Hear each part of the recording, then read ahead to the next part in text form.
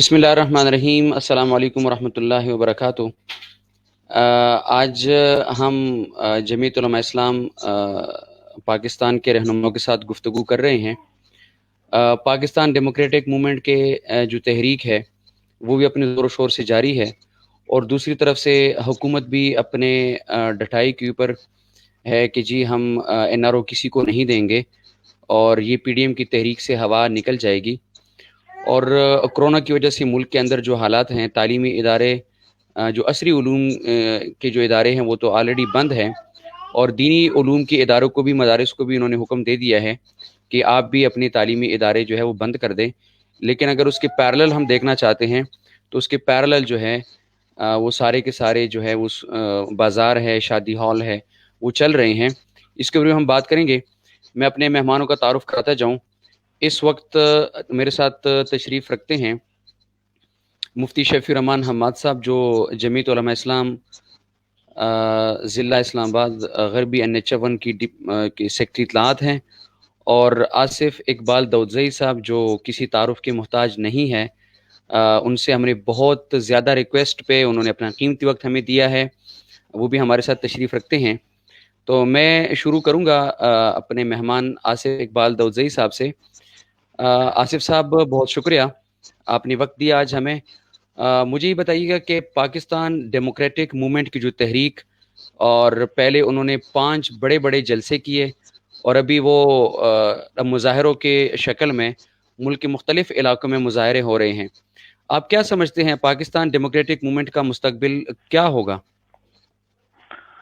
بسم اللہ الرحمن الرحیم۔ سب سے پہلے تو میں آپ کا شکریہ ادا کرتا ہوں کہ آپ نے مجھے دکھیا اپنے آرا کو آپ کے ذریعے اپنے ساتھیوں تک پہنچانے کو۔ عرض یہ ہے کہ پاکستان ڈیموکریٹک موومنٹ جس کی روحی رواں ہمارے قائد محترم مولانا فضل الرحمان صاحب ہیں، اس کی داغبیل تو اس دن ڈالی گئی تھی جب 25 جولائی 2018 کو الیکشن ہوئے، اور 26 جولائی 2018 کو ہی قائد محترم نے تمام جو پاکستان کی بڑی سیاسی پارٹیاں تھیں ان کی میٹنگ کال کی، ان کی سربراہی میٹنگ کال کی، اور اس میٹنگ کے اندر متحدہ طور پہ 25 جولائی 2018 کو مسترد کیا گیا اور ان کو دھاندلی زدہ کیا ٹھہرایا گیا۔ تو اسی دن جو ہے ایک اصولی موقع ہے، وہ تمام ہمارے ملک کی بڑی پارٹی کا جو ہے وہ JOI سمیت وہ ایک سامنے آ گئی تھی، اور پھر جس انداز سے اس ملک میں سلیکٹڈ حکومت جو ہے اس کے لیے ایندھن مہیا کیا گیا، NKM کو جو ہے اس میں شامل کیا گیا، اور پھر کاف لیگ کو جو ہے اس میں شامل کیا گیا، اور اس طرح GDA جو سندھ سے تعلق رکھتی ہے اس کے ذریعے ان کو بیساکھیاں فراہم کی گئیں، اور نااہل اور نالائق وزیر اعظم کو اس ملک میں مسلط کیا گیا۔ تو اس دن سے اس ملک کی بدنصیبی جو ہے اس کا آغاز ہوا کہ جب جولائی 2018 سے پہلے ملک جس ترقی کر رہا تھا، ہمارا GDP جو تھا وہ اونچا جا رہا تھا، اور یہاں پہ زندگی جو ہے وہ رواں دواتی ترقی کی طرف، اور پاکستان جو ہے عالمی معیشت کی طرف جو ہے گامزن تھا۔ تو نااہل کو یہاں بٹھا کے وہ اس ترقی کو جو ہے وہ جام کر دیا گیا، اس کے آگے بند باندھ دیا گیا۔ اور ہم سمجھتے ہیں کہ آج ابھی کچھ دیر پہلے ایک ایشیا ٹائمز کی ایک خبر میری نظر سے گزری، جس میں وہ باتیں CPEC کے بارے میں چائنا جو ہے وہ اتنا مایوس ہو گیا ہے کہ وہ ودرا کر رہا ہے، وہ واپس جا رہا ہے، اور تقریباً $60 بلین جو ہیں وہ یہاں پہ رکھا تھا، یہاں پہ روڈ، یہاں پہ ٹرین سروس، یہاں پہ ہماری سڑکیں، ہمارے یہاں پہ معاشی ترقی، معاشی وہاں پہ ماحول، وہ سب جو ہے اس پہ کام جاری تھا۔ لیکن چونکہ چین کی ترقی چونکہ ہمارا ہمسایہ ہے، تو جب CPEC پاکستان سے گزر رہا تھا تو اس کے ساتھ ساتھ چین کے ساتھ ساتھ پاکستان کی ترقی لازمی تھی۔ لیکن عالمی سطح پہ آپ کو پتہ ہے کہ چین جو ہے وہ امریکہ جو ہے نہیں چاہتا کہ وہ ترقی کرے، تو اس لیے اس ترقی کو لگام دینے کے لیے اور اس کو بریک کرنے کے لیے جو تھا سلیکٹ وہ بتایا گیا، اور پھر جو ہوا وہ عوام نے دیکھا. آٹا مہنگا سے مہنگا ہوتا چلا گیا، چینی اچھا آصف مہنگی صاحب، سے مہنگی ہوتی چلی گئی. آصف صاحب آپ نے جی جیسے گزارش کی کہ اس ترقی کو روکنے کی کوشش کی گئی ہے اور یہ ترقی روک دی گئی ہے، آپ کیا سمجھتے ہیں؟ پی ٹی آئی کی حکومت تو 7 سال سے کے پی کے اندر حکومت کر رہی ہے، وہ تو بہت بڑے دعوے کر رہی ہے کہ جی ہم نے تعلیم کا جو ایجوکیشن ہمارا سسٹم ہے وہ ہم نے بہت اچھا کیا ہے، ہم نے ہیلتھ کے اوپر بہت کام کیا ہے، ہم نے پولیس کے اوپر بہت سارے ریفارمز لے کے آئے ہیں. کیا سمجھتے ہیں آپ ان کے دعووں کو؟ کیا وہ ٹھیک کہہ رہے ہیں؟ دیکھیں، ہمارے صوبے کی بدنصیبی ان لوگوں کی حکومت یہاں بٹھائی گئی ہے اور 8واں سال جو ہے ابھی جاری ہے. انہوں نے صحت کے اندر ایمرجنسی کا اعلان کیا. ایم ایم دور میں ہم نے جو ہمارے صوبے کے بڑے ہسپتال تھے اس میں ہم نے 24 گھنٹے ایمرجنسی سروس شروع کی تھی، جس میں 24 گھنٹے کے اندر اندر ہسپتال جو تھا وہ جو چیز بھی ایک مریض کو ضرورت تھی وہ مہیا ہوا، چاہے وہ ایکس رے تھے، چاہے آپریشن تھا، جو بھی سامان. تو انہوں نے اس کو بریک لگا دیا. پھر اس ریکارڈ ہے کہ 7 سال کے اندر خیر پختونخوا کے اندر نہ کوئی انہوں نے ہسپتال بنایا، نہ کوئی انہوں نے بے چیو بنائی، نہ کوئی انہوں نے ایک ڈسپینسری تک نہیں بنائی. اور وہی جو پچھلی حکومتوں کے جو کام تھے، بلکہ پچھلے چند دن پہلے آپ کے علم میں ہوگا کہ ہمارے نااہل وزیر اعظم صاحب پشاور آئے تھے اور انہوں نے ہمارے صوبے کا جو پہلا دل کا اسپتال تھا پشاور انسٹیٹیوٹ آف کارڈیالوجی، اس کا افتتاح کیا.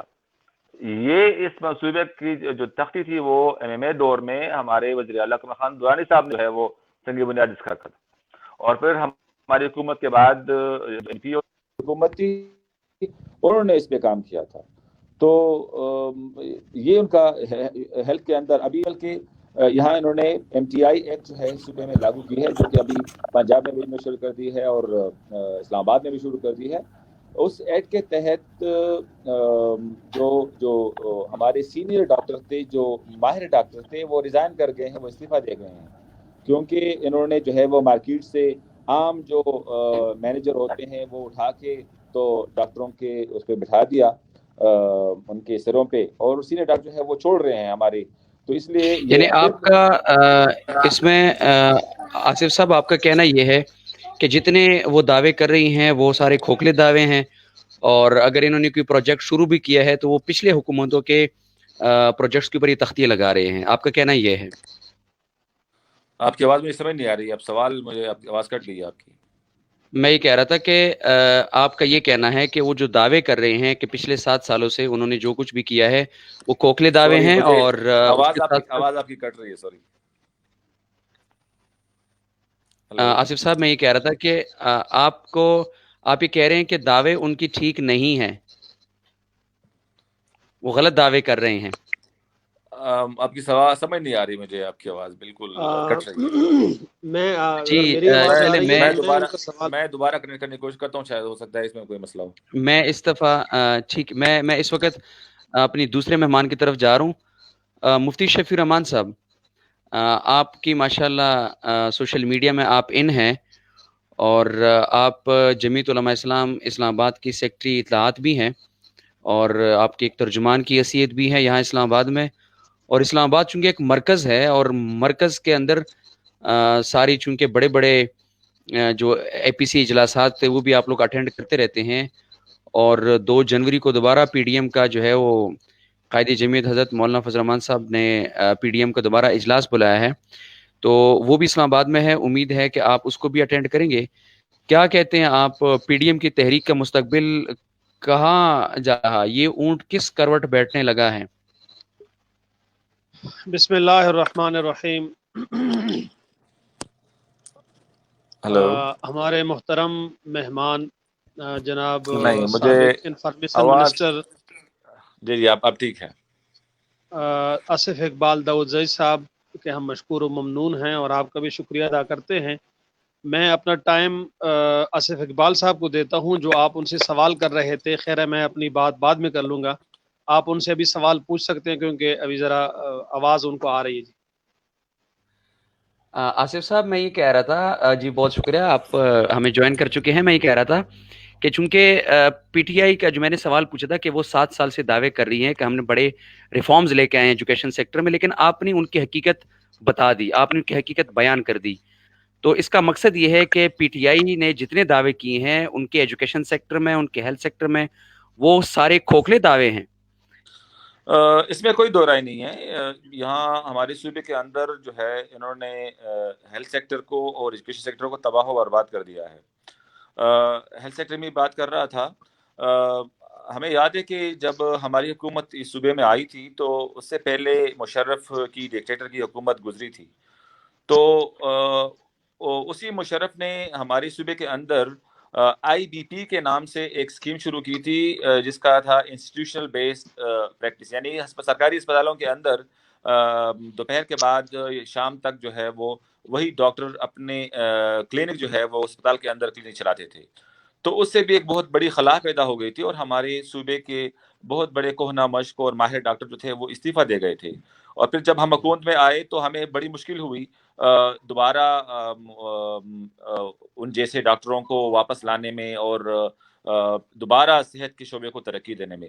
تو ابھی بھی ہمارے صوبے کے ساتھ وہی ہو رہا ہے. انہوں نے بھی وہی جو سرکاری اسپتال تھے، ایم ٹی آئی کا جو متبادل نام ہے وہ ہے پرائیویٹائزیشن، یعنی سرکار کی جتنے بھی بڑے بڑے اسپتال ہیں انہوں نے ان کو پرائیویٹائز کر دیا ہے. اور ہمارے لیے جو پریشانی کی بات ہے وہ یہی ہے کہ ان ہسپتالوں کے اندر جن شعبوں میں ہسپتال کے مریض پہ پیسے لگتے ہیں ان کو انہوں نے بند کر دیا ہے، اور جو شعبے مریض کے جیب سے پیسے نکالتے ہیں وہ انہوں نے چالو کیے ہوئے ہیں.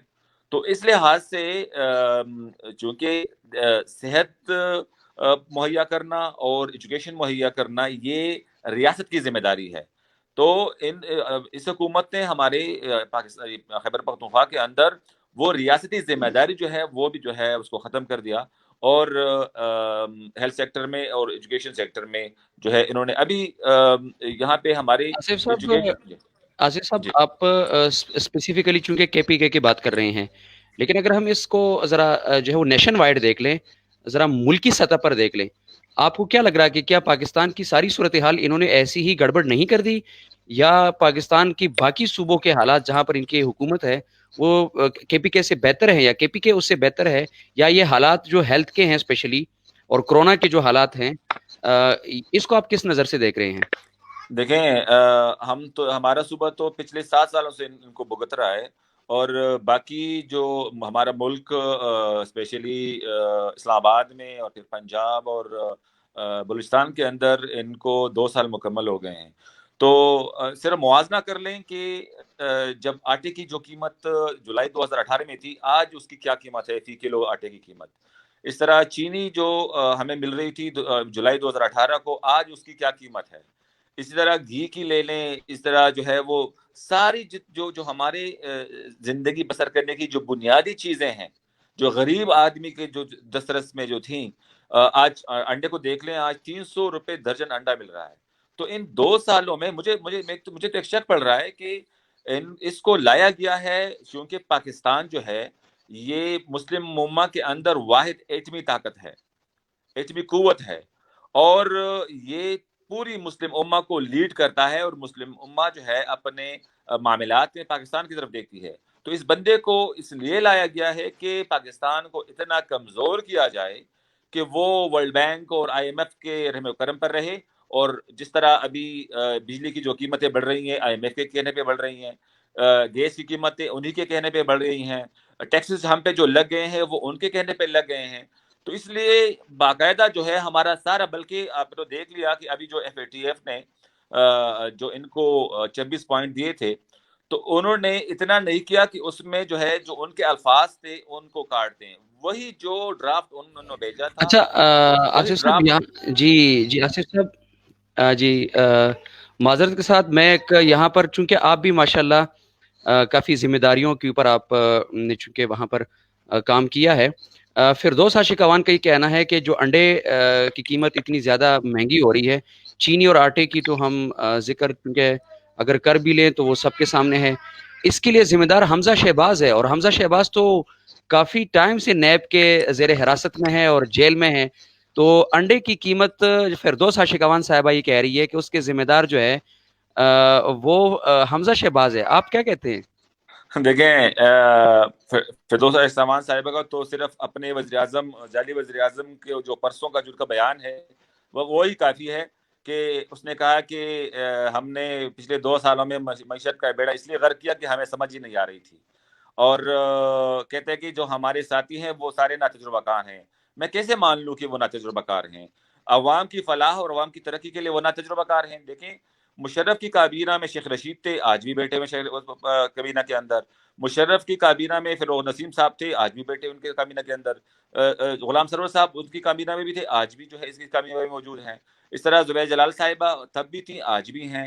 شاہ محمود قریشی صاحب پچھلے کیبنٹ میں بھی تھے، یعنی آج بھی جو ہے موجود ہیں. یعنی آپ کا یہ کہنا ہے کہ مشرف کا سارا جو ہے کابینہ جن کو اچھا خاصا تجربہ ہے وہ آج اس کی کابینہ میں بیٹھے ہیں، تو ایک فرد کی جو ناکامی ہے، کیا اس پوری ٹیم کی ناکامی ہم کہہ سکتے ہیں؟ ظاہری بات ہے، دیکھیں اگر وہ ورلڈ کپ 92 کا کریڈٹ لے رہے ہیں کہ وہ عمران خان کی وجہ سے ہم جیتے ہیں، تو آج جو پاکستان کی حالت ہے وہ عمران خان ہی کی وجہ سے ہے، اس کی نااہلی اور نالائقی کی وجہ سے ہے. کیونکہ دیکھیں کابینہ کون سلیکٹ کرتا ہے؟ یا تو ہم جو کہتے ہیں کٹ پتلی، وہ بالکل بات صحیح ہے، اس کو صرف وہاں پہ کرسی پہ بٹھا دیا گیا ہے اور باقی سارے معاملات کوئی اور چلا رہا ہے.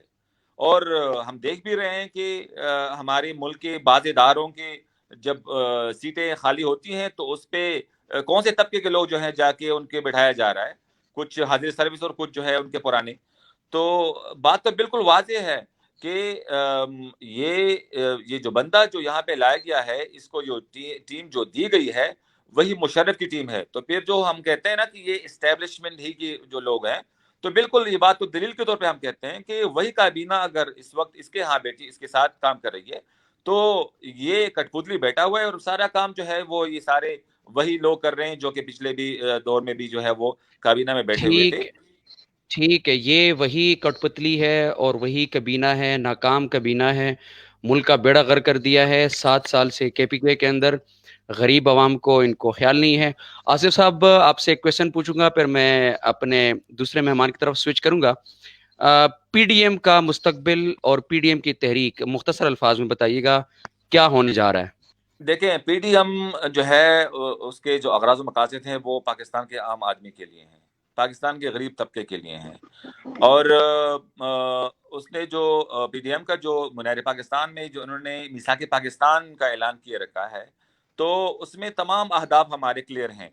تو اس لیے اس وقت پی ڈی ایم کے اندر ملک کی وہ بڑی پارٹیاں موجود ہیں جو کہ اس ملک میں جو ہے پچھلے دور میں حکومتیں کرتی رہی ہیں.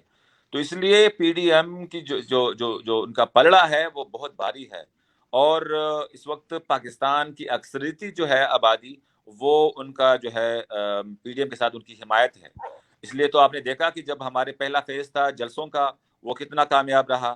ابھی ہمارا ریلیوں کا سلسلہ شروع ہو گیا ہے.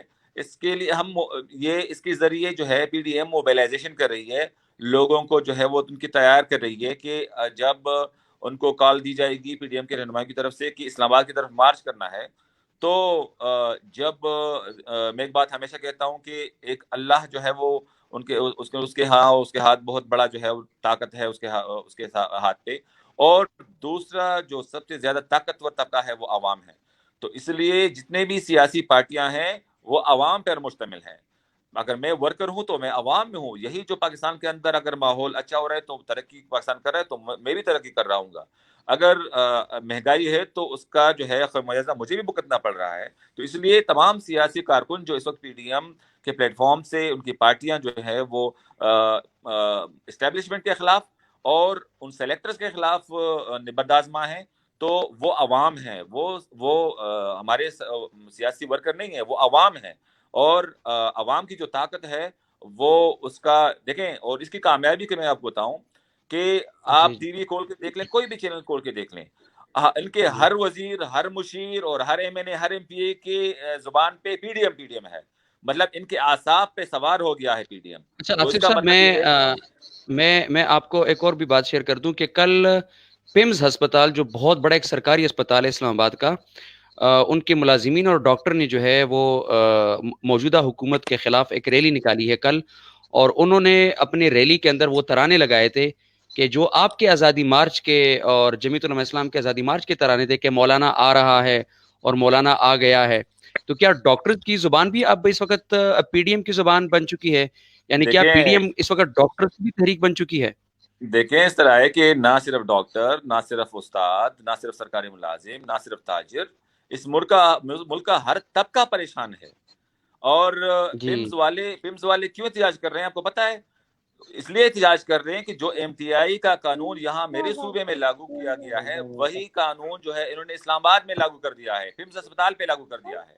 मतलब ये कि उसको भी प्राइवेटाइज कर दिया है। तो इसलिए वो जो अवाम इस वक्त जो पिम्स अस्पताल की जो अमला, चाहे वो पैरामेडिक्स हो, चाहे वो डॉक्टर्स हो, चाहे वो दीगर हो, अगर वो एहतजाज कर रहे हैं तो वो अवाम के लिए कर रहे हैं। हमारे मुल्क, हमारे सूबे के अंदर भी जब यंग जी, डॉक्टर्स अगर यूनियन और डॉक्टर पीटी एहतजाज कर रहे हैं तो वो अवाम के लिए कर रहे हैं, अगर वकला एहतजाज कर रहे हैं तो अवाम के लिए कर रहे हैं, और पीडीएम की तहरीक इस दफ़ा अवाम की तहरीक बन चुकी है।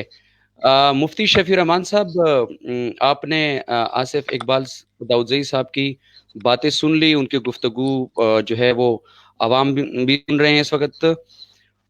आप क्या कहेंगे मुफ्ती साहब के, आप माशाल्लाह इस्लामाबाद के अंदर तशरीफ़ रखते हैं। 2 जनवरी को दोबारा मौलाना फजल रहमान साहब ने पीडीएम का इजलास जो है वो बुलाया है। पीडीएम की तहरीक को आप किस निगाह से देख रहे हैं मुफ्ती शफी रहमान साहब? बिस्मिल्लाहिर्रहमानिर्रहीम। मैं जिस तरह पहले भी ऑनलाइन हुआ था, लेकिन हमारे मुअज़्ज़ज़ मेहमान को मैंने अपना टाइम दिया था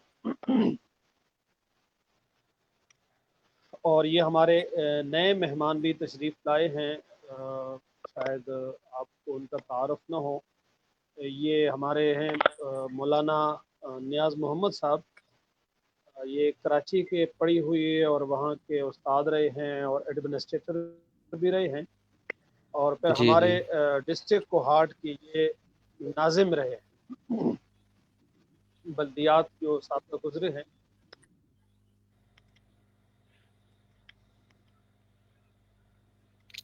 मुफ्ती शफी रहमान साहब, आपका माइक ऑफ है, आप ज़रा माइक ऑन कर लें प्लीज़।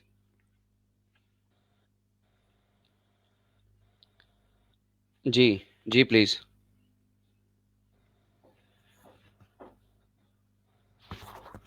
मुफ्ती शफी रहमान साहब, आपकी आवाज़ चूँकि नहीं आ रही। जी, जी।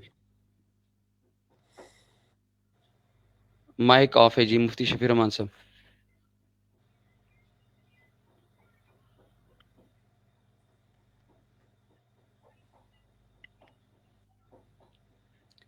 मुफ्ती साहब, आपकी आवाज़ हम नहीं सुन पा रहे।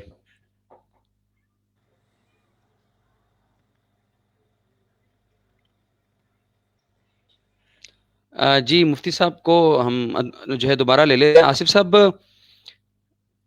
जी जी आप आवाज़ सुन रहे जी।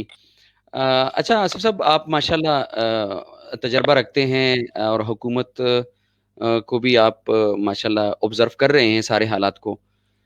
ये जो कोरोना की वजह से इस वक़्त सिर्फ़ तालीमी इदारे बंद हैं और उन्होंने मदारिस को भी बंद करने का हुक्म दे दिया है।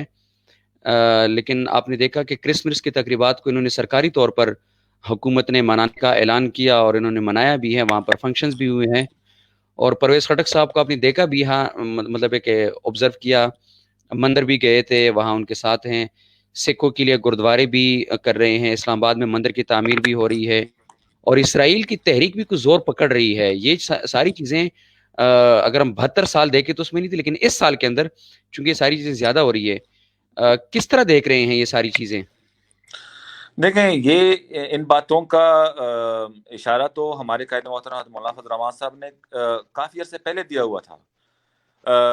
जो इसका ससुराल है हमारे नाहिल वज़ीर आज़म का, उसके जो हम उसको साला कहते हैं, तो वो फ्रेंड्स ऑफ कंजर्वेटिव इजराइल उसका मेंबर है। और जब उसका इलेक्शन था बरतानिया के अंदर, तो हमारे ये वज़ीर आज़म साहब उसकी कैंपेन के लिए वहाँ पे गए थे, जो कि एक मुसलमान वहाँ पे सादिक साहब वो खड़े थे, तो उसके मुकाबले میں اس نے جو ہے وہاں پہ پاکستانیوں سے ووٹ اپنے سالے کے لیے جو ہے وہ مانگا تھا. تو یہ تو بہت بڑا، بہت شروع سے کلیئر ہے کہ عمران کا جو تانے بانے ہیں وہ کہاں سے، اور پھر آپ نے وہ حکیم سعید صاحب کی کتاب جو ہے وہ آپ کی نظروں سے گزری ہوگی، اس کے جو وہی والا جو اقتباس ہے جو عمران خان کے بارے میں، وہ آپ کے سامنے نظر سے گزری ہوگی. تو اب اس میں تو کوئی دو رائے نہیں ہے کہ عمران خان کو یہاں پہ ایک خاص مقصد کے لیے بٹھایا گیا ہے، اور وہ مقصد جو ہے وہ مغربی ایجنڈا اس کی تکمیل ہے، اور یہاں پہ قادیانیوں کو اور پھر یہاں پہ یہودی لابی کو جو ہے تقویت دینا ہے. آپ نے دیکھا کہ جب لیکن آصف پچھلے صاحب سال قومی اسمبلی کے اندر اس وقت آصف صاحب اس وقت کچھ نامی گرامی شخصیات بھی یہ کہہ رہی ہیں کہ جی اگر اسرائیل کو تسلیم کیا جائے تو اس میں کوئی حرج نہیں ہے.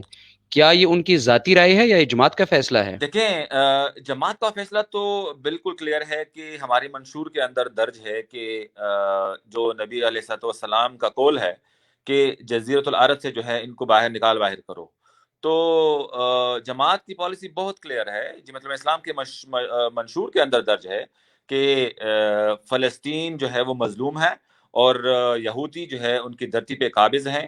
تو آزاد فلسطین کا قیام یہ ہمارے منشور کے اندر درج ہے. تو اس لیے جو بھی ہمارا ساتھی اگر وہ اپنے آپ کو نظریاتی جمعیتی سمجھتا ہے تو وہ کبھی بھی اپنے دستور و منشور کے خلاف جو ہے وہ بات نہیں کرے گا، اور جو بھی اس قسم کی بات کرے گا تو وہ خود ثابت کرتا ہے کہ وہ اس کا تعلق جمعیت الاسلام سے نہیں ہے، نہ اس کے دستور سے، نہ منشور سے. تو اس بارے میں کوئی دو رائے جی نہیں ہے. جی آصف صاحب، پرسوں آپ نے بھی دیکھا ہوگا ایک بہت بڑی ٹی وی چینل پہ مولانا فضل الرحمان صاحب نے انٹرویو دیا، پھر کل ڈی اے خان میں ایک پریس کانفرنس یعنی میڈیا سے گفتگو اثر سے پہلی ہوئی، پھر ایک میڈیا نے بڑی ریکویسٹ کی، پھر مغرب کی نماز کے بعد دوبارہ مولانا فضل الرحمان صاحب نے میڈیا کو ٹائم دیا. تو مولانا کا بڑا واضح موقف ہے کہ ہم کسی بھی صورت میں حکومت کے ساتھ مذاکرات کرنے کو تیار نہیں ہیں، لیکن اگر یہ حکومت استعفے نہیں دیتی اور اوپر سے سینٹ کا الیکشن بھی آ رہا اور حکومت یہ کہہ رہی کہ سینٹ کا الیکشن ہم وقت سے پہلے کروانے جا رہے ہیں، تو یہ ساری چیزیں ہیں، سینٹ کا الیکشن بھی ہے اور وہ استعفے بھی حکومت نے نہیں دینے، اور مولانا کہہ رہے ہیں کہ جی ہم نے مذاکرات بھی نہیں کرنے. تو یہ سیاسی منظرنامہ آخر جائے گا کس طرف؟ دیکھیں، سینٹ الیکشن کے بارے میں تو بڑا کلیئر ہے، الیکشن کمیشن نے بھی وضاحت کر دی ہے کہ پاکستان کے اندر الیکشن کا انعقاد چاہے وہ سینٹ کے لیے ہوں، چاہے وہ قومی اور صوبائی اسمبلی کے لیے ہوں، چاہے وہ بلدیات کے لیے ہوں، اس کے لیے اپنا آئینی ادارہ ہے، وہ ہے الیکشن کمیشن. یہ جب ان کے اپنا دائرہ اختیار ہے، اور یہ تو دیکھیں یہ بھی ان کی نااہلی اور کم علمی ہے کہ ان کو اتنا نہیں پتا کہ پاکستان کے اندر اگر سینٹ کے الیکشن ہونے ہیں تو اس کے لیے با اختیار ادارہ کون سا ہے. تو وہ تو واضح ہو گیا کہ 11 فروری سے پہلے جو ہے وہ پروسیس جو ہے وہ شروع نہیں ہو سکتا. دوسری بات آپ نے کی اس کی استعفوں کی، اور تو غالباً 1 یا 2 جنوری کو پی ڈی ایم کا سربراہی اجلاس ہو رہا ہے، اور یہ بات تو بالکل واضح ہے کہ پی ڈی ایم کے جو پچھلے اجلاسات ہوئے تو اس میں ایک بات یہ کلی طور پہ انہوں نے فیصلہ کیے رکھا ہے کہ اگر کسی کے ساتھ مذاکرات کرنے ہیں تو کوئی بھی پارٹی انفرادی طور پہ نہیں کرے گا، پی ڈی ایم کی جو ہے وہ پلیٹ فارم سے بات ہوگی. اور چونکہ اب پانی سر سے گزر چکا ہے تو اس لیے اب مذاکرات کا جو ان کی طرف سے اشارے ہیں وہ اس پہ جو ہے پی ڈی ایم اب عمل نہیں کرے گی، جی کیونکہ جی اب جی عوامی تحریک شروع ہو چکی ہے، اور عوامی تحریک کے باعث جو ہے اب اس دوران ان سے بات کرنا جو ہے وہ فضول ہوگا. جی دوسری آپ نے بات کی اس کی جو حالات ہیں اس کے سیاسی حالات، تو جی پی ڈی ایم سیاسی کی جتنی بھی منظرنامہ کیا؟ جماعتیں ہیں، جی جی پی جی ڈی ایم کی جتنی بھی جی جماعتیں ہیں وہ اس وقت جن کی جدوجہد ہے وہ پاکستان میں آزاد عدلیہ کے لیے، پاکستان میں آزاد الیکشن کمیشن کے لیے، پاکستان میں اداروں کی اپنے حدود کے اندر اپنے مکمل خود مختاری و خود اختیاری کے لیے ہے. تو جی ان اداروں کے لیے کے اندر جو ہے پارلیمنٹ بھی ایک ادارہ ہے، اور اس طرح جوڈیشری بھی ایک ادارہ ہے، اس طرح ہمارا الیکشن کمیشن بھی ایک ادارہ ہے. تو جی دیگر ہمارے جو ریاستی ادارے ہیں تو ان کا اپنا کردار ہمارے آئین نے متعین کیے رکھا ہے. تو اس لیے اگر کوئی بھی ادارہ اپنے حدود سے متجاوز ہوگا تو وہ اس میں ریاستی ٹکراؤ ہوگا، اور ریاستی ٹکراؤ کی وجہ سے اس کا نقصان ریاست کو بھی ہوگا، پاکستان کو بھی ہوگا، اور پاکستانی عوام کو بھی ہوگا۔ جی بہت شکریہ جی۔ اگر کوئی ٹکراؤ ہوگا تو سارے اداروں کا نقصان ہوگا، ملک کا نقصان ہوگا اور عوام کا نقصان ہوگا۔ اس دوران مفتی شفیع الرحمان صاحب ہمیں اسلام آباد سے دوبارہ جوائن کر چکے ہیں۔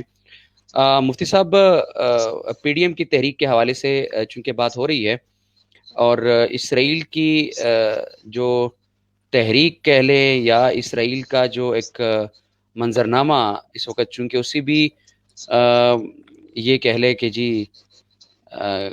بات بڑی زور و شور سے جاری ہے، کیا آپ سمجھتے ہیں کہ پی ڈی ایم کی تحریک اپنے مقاصد میں کامیاب ہو پائے گی اس سارے حالات میں کہ انٹرنیشنل پالیٹکس اس وقت، اگر میں کہہ دوں کہ اس وقت پاکستان کی پالیٹکس ایک انٹرنیشنل پالیٹکس کا رخ اختیار کر چکی ہے، تو اس میں پی ڈی ایم کتنا کردار ادا کر سکتی ہے ملک کو بچانے کے لیے اور اپنے جو ادارے ہوں ان کو بچانے کے لیے، اور اسرائیل کے اوپر جو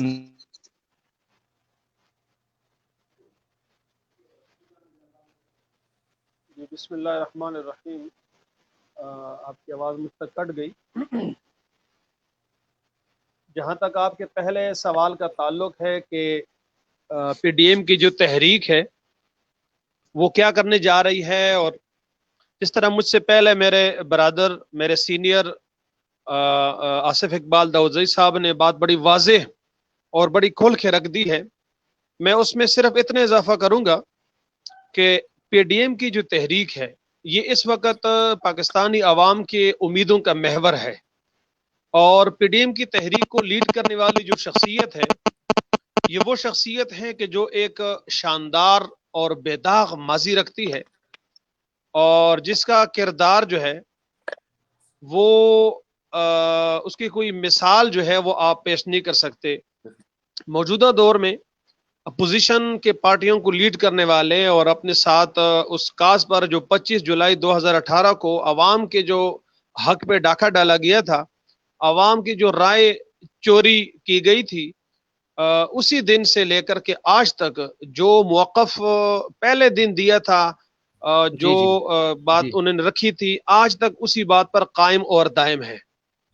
ایک سال پہلے اسی موقف کو لے کر کے اسلام آباد میں آزادی مارچ ہوا، اور جس کی نظم ایک انتہائی جو ہے وہ مثالی تھا، ڈسپلن مثالی تھا، اور دنیا نے دیکھا، دنیا نے مذہبی طبقے کا جو چہرہ اس سے پہلے جو ڈکٹیٹروں نے جو غیروں کی ضرورت کو پورا کرنے کے لیے یہاں کام کرتے رہے ہیں، پرویز مشرف اور اس کیٹیگری کے لوگ، انہوں نے جو مذہبی طبقے کا جو چہرہ دنیا کے سامنے پیش کیا تھا کہ یہ لوگ تو جو ہے وہ دہشت گرد ہیں، یہ لوگ انتہا پسند ہیں، یہ لوگ تخریب کار ہیں، امن کے یہ دشمن ہیں، تو پوری دنیا نے وہ دیکھا اس کو، تو آزادی مارچ سے ایک اچھا تاثر ملا۔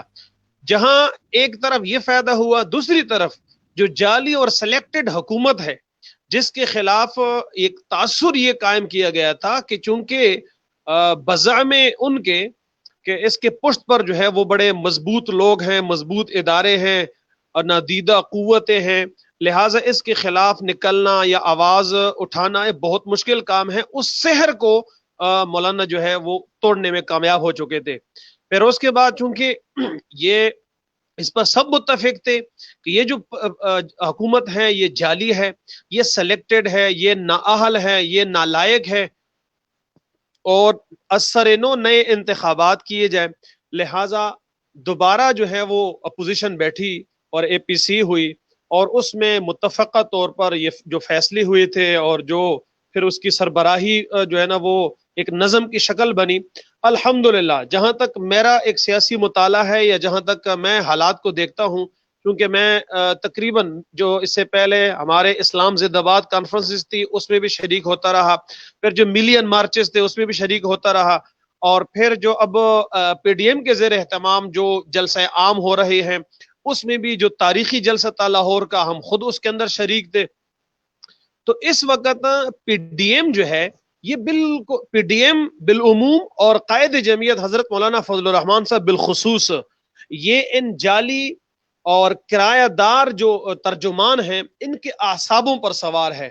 آپ کوئی بھی ٹاک شو ان کا اٹھائیں, کوئی بھی پریس ٹاک ان کا دیکھ لیں, کوئی بھی خبر ان کی دیکھیں, ان کے اعصابوں پر جو ہے وہ مولانا فضل الرحمان جو ہے وہ ایسے مضبوط سوار ہو چکے ہیں کہ اب وہ حوث باختہ ہے. اس لیے عوام بھی جو ہے نا دیکھ رہے ہیں, سن رہے ہیں. انشاءاللہ عوام کی جو امیدیں ہیں وہ پی ڈی ایم سے پوری ہوں گی اور اس جعلی سلیکٹڈ حکومت کا خاتمہ ہوگا, اور ہم دعا گو ہیں اس کے لیے. اب اس پی ڈی ایم کی جو کامیابی ہے وہ بعض لوگوں سے ہضم نہیں ہو رہی ہے.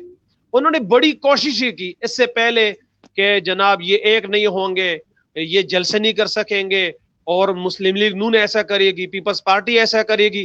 جب ان کے سارے حربے ناکام ہو گئے تو بالآخر انہوں نے رخ جو ہے وہ پھر ہماری صفوں کی طرف کر دیا. لیکن میں جس جگہ بیٹھا ہوں یہ بڑی پاک اور مقدس جگہ ہے, اللہ تعالیٰ کو حاضر ناظر جانتی ہوں, یہ کہہ سکتا ہوں کہ انشاءاللہ ان کے یہ حربے بھی بری طرح ناکام ہوں گے. اس لیے کہ قائد جمعیت صاحب آپ نے ذکر کیا پی ڈی ایم کے اندر موجود جماعتوں کا بھی, پھر مولانا فضل الرحمان صاحب کا بھی ذکر کیا, اور پھر آپ نے یہ کہا کہ ان کے اعصاب کے اوپر مولانا فضل الرحمان صاحب سوار ہیں. میں نے آصف صاحب سے بھی سوال پوچھا تھا اور آپ سے بھی سوال پوچھوں گا کہ اگر حکومت ڈٹ جاتی ہے کہ جی ہم نے استعفے نہیں دینے, اپنی ناکامی کا اعتراف تو وہ ایک سیمینار میں جو اس دن پریزیڈنٹ ہاؤس میں ہوا ہے, انہوں نے کہا کہ جی ہمیں کوئی تجربہ نہیں تھا, ہمیں کوئی عجیب سا منظرنامہ لگ رہا تھا. لیکن اگر اس سارے گیم کے باوجود بھی وہ ڈٹ جائیں کہ جی ہم نے استعفیٰ نہیں دینا, اور اتنے میں لانگ مارچ کی تاریخ بھی آ جاتی ہے, اور جیسے پچھلا بھی آپ نے ذکر کیا کہ ہم لانگ مارچ بھی ہم نے کیا ہے, ہم نے آزادی مارچ کی, ہم نے ملین مارچ کیے ہیں, ہم نے تحریکیں چلائی ہیں, ہم تحریکوں کا حصہ ہیں. اس لانگ مارچ کو, اس مارچ کو, اور ان جو جلسے ہو رہے ہیں, اور پچھلے جو جلسے ہوئے تھے جو آپ نے وہاں پر 13 مارچ آپ اسلام آباد کے اندر بیٹھے رہے ہیں, کیا فرق دیکھ رہے ہیں؟ جہاں تک ڈٹنے کی بات ہے تو پاکستان کا بچہ جانتا ہے کہ سن 71 میں نیازی جو ہے وہ ڈٹ نہیں سکا تھا, اور وہ ہتھیار پھینک کر دیا تھا, اس نے ہتھیار ڈال دیے تھے اس نے. تو یہ نیازی بھی انشاءاللہ ہتھیار ڈالے گا اور یہ بھاگے گا. اس کے حواس باختگی یہ جو آپ نے جس بیان کا آپ نے حوالہ دیا, جس بیان کا میں ایک اپنی بات پوری کر دیتا ہوں. میں آپ کے بات کو ٹانکا لگا رہا ہوں. کل مولانا فضل الرحمان صاحب نے کہا کہ میں جنرل نیازی نہیں ہوں کہ میں سرنڈر کر لوں. کیا آپ کا بھی یہی مقصد ہے؟ مولانا نے کہا کہ نہ میں جنرل ہوں اور نہ میں نیازی ہوں کہ سرنڈر کروں. تو یہ تو پوری قوم کو پتا ہے, یہ ہمارے اس تاریخ پر ایک بدنما داغ ہے کہ لہٰذا ان کے کاغذوں میں ڈٹنا نہیں ہے. ڈٹتا وہ آدمی ہے جو قول کا سچا ہو, جو بات کا پکا ہو. عمران نیازی یہ بات کا پکا ہی نہیں ہے. پوری قوم جانتی ہے کہ وہ یوٹرن کے نام سے جو ہے وہ مشہور ہے. مولانا نے بڑے زبردست الفاظ میں کہا تھا کہ یہ جو روڈوں پر آپ نے وہ لگائے ہوئی ہے, لکھا ہوا ہے, یہاں ایک شخص کی تصویر لگا دیں گے تو لوگ سمجھ جایا کریں گے کہ آگے جو ہے وہ یوٹرن آ رہا ہے. اب میں جو آپ نے بات کی ہے حضرت, 22 سال ان لوگوں نے شور مچایا. چلو اس کو پہلے کو چھوڑو, 2013 سے لے لیتے ہیں. 2013 سے جس طرح میرے بھائی نے فرمایا کہ کے پی کے میں ان کی حکومت ہے, اور یہ انہوں نے خود کہا تھا کہ اچھا ہوا کہ 2013 میں ہمیں ہمارا جو ہے نا وہ سینٹرل میں گورنمنٹ نہیں آئی, ہمیں وہاں پر تجربہ ہو گیا, ایکسپیرینس ہو گیا, ٹیم تیار ہو گئی. میرے پاس 200 لوگوں کی جو ہے وہ ٹیم ہے, معیشت کی ٹیم ہے, ایکسپرٹ لوگ ہیں, اور ہمیں بڑا تجربہ ہو چکا ہے. اب ہم پرفارم کریں گے اور 90 دن کے اندر جو ہے نا وہ لوگ جو ہے نا وہ تبدیلی دیکھ پائیں گے. آج 2.5 سال گزرنے کے بعد عمران نیازی کہتا ہے کہ ہمیں تجربہ ہی نہیں تھا, ہمیں تو 1.5 سال تک جو ہے وہ فگرز کا ہی پتہ نہیں چل رہا تھا پاور سیکٹر میں, ہمیں تو وہ اشاریے صحیح سمجھ نہیں آ رہے تھے. اور پھر آپ اس بندے سے ڈٹنے کی توقع کر رہے ہیں جو الیکشن سے پہلے عوام کو کہتا رہا کہ میں مدینی کی ریاست بناؤں گا, جو نظام لاؤں گا وہ مدینی کی ریاست کا ہوگا. ایک پھر کہتا ہے کہ میں چین جیسا نظام لاؤں گا. 2 پھر جب ایران جاتا ہے تو کہتا ہے میں ایران جیسا انقلاب یہاں نظام لاؤں گا. 3 پھر جب اب امریکہ کے اندر الیکشن ہوتے ہیں تو اب کہتا ہے کہ میں امریکہ جیسا نظام لاؤں گا. دیکھیں ایک بندہ 2.5 کے اندر اتنے دعوے اور اتنی یوٹرنز وہ لے چکا ہے. تو لہٰذا یہ تو پہلے یہاں مزے کی بات یہ ہے کہ جو لطائف ہوتے تھے نا، لطیفے اقوال، لوگ ان کو سنتے رہتے تھے، بولتے رہتے تھے، لیکن پریکٹیکلی انہوں نے بہت ساری چیزوں کو نہیں دیکھا تھا. جس طرح چور مچایا شور. اب یہ تو جس نے بھی اسکول پڑھا ہے اس نے اسکول کے اندر پڑھا ہوگا. اب عمران نیازی اور اس کے ٹولے اور اس کے جو ارد گرد رائٹ ہینڈ لیفٹ ہیں، صحیح معنوں میں جس کو کہتے ہیں نا چور مچائے شور، اتنی بڑی کرپشن ہو رہی ہے چینی کے اندر، گندم کے اندر، ادویات کے اندر، اس طرح سپے کے اندر. جس طرح میرے بھائی نے عرض کیا کہ اب یہ پاکستان کا سب سے بڑا ایک معاشی منصوبہ تھا، جس کے لیے میرے معلومات کے مطابق کہ اس میں بڑا کردار جو تھا وہ ہمارے قائد جمعیت حضرت مولانا فضل الرحمان صاحب کا تھا. اس کی چائنا کے ساتھ ایک بہترین تعلق کی وجہ سے یہ منصوبہ رکھا یہ 90s کے اندر. اور پھر ہوتے ہوتے بالآخر یہ تھوڑے کچھ عرصہ سال پہلے یہ شروع ہوا تھا. اب انہوں نے اس کو آگے بڑھانا تو بہت دور کی بات ہے کہ جو کام شروع ہوا تھا اس کو بھی یہ پایہ تکمیل تک نہیں پہنچا سکے. چائنا کو انہوں نے ناراض کیا، سعودی عرب کو انہوں نے ناراض کیا. جی لہٰذا ان سے ڈٹنے کی توقع رکھنا یہ ایسا ہے، الفاظ تو ذرا غیر مناسب ہیں معذرت سے، جس طرح کہ وہ لوگ کہتے ہیں نا کہ ہجڑے سے جو ہے وہ اولاد کی توقع رکھے، اس سے ڈٹنے کی توقع نہیں رکھی جا سکتی. میں سمجھ، میں آصف اقبال داؤدزئی صاحب کی طرف جا رہا ہوں. میں چونکہ خود بھی کے پی کے ایک بہت کیا کہہ لوں اپنے ڈسٹرکٹ کے حوالے سے، کیا کہوں اپنے گاؤں کے حوالے سے، وہاں بجلی نہیں ہے، وہاں روڈ نہیں ہے، وہاں انٹرنیٹ نہیں ہے، وہاں اسپتال نہیں ہے.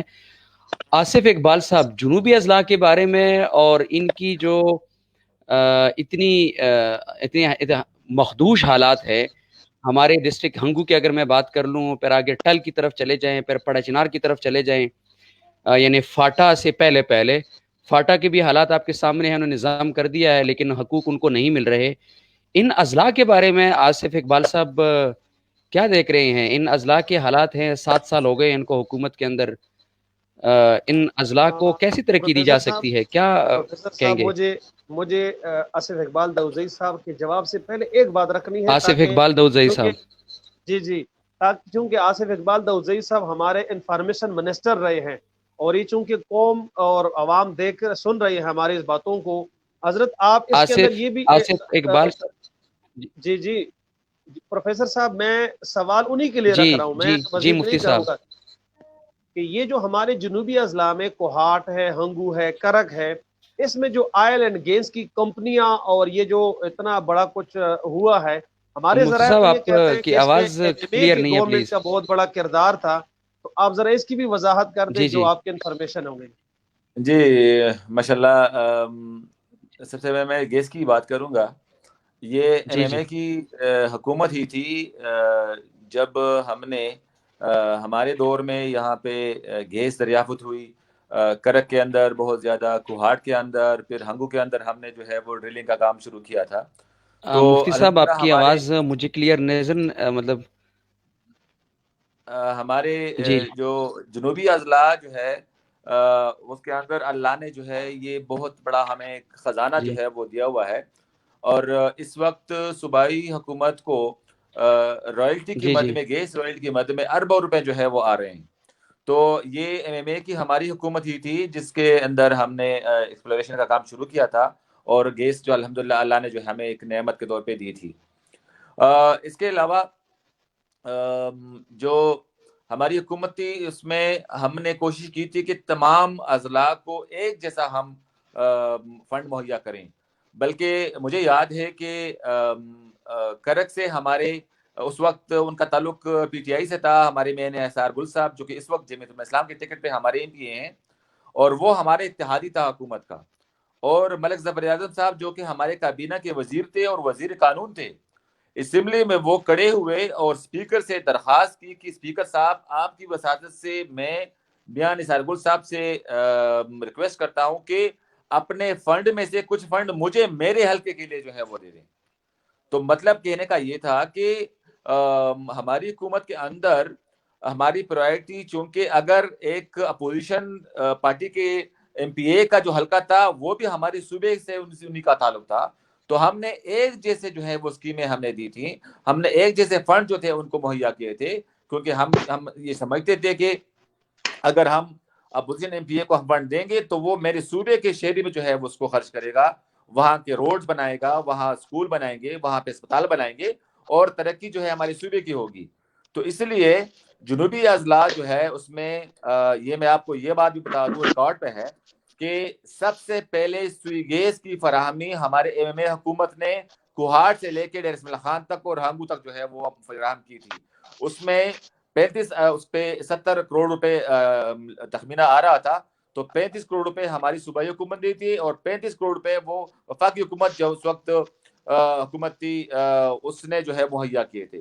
تو اس لیے ہمارے جنوبی اضلاع پھر اس میں ہم نے تمام ضلعوں کے اندر کیٹیگری اے ہاسپٹل بنائے تھے، جس طرح ہمارا پشاور کا LRH ہاسپٹل ہے، یا ہمارا خیبر شیرپور ہاسپٹل ہے، یا ہمارا حیات آباد میڈیکل کمپلیکس ہے، یا یو میڈیکل ہاسپٹل ہے۔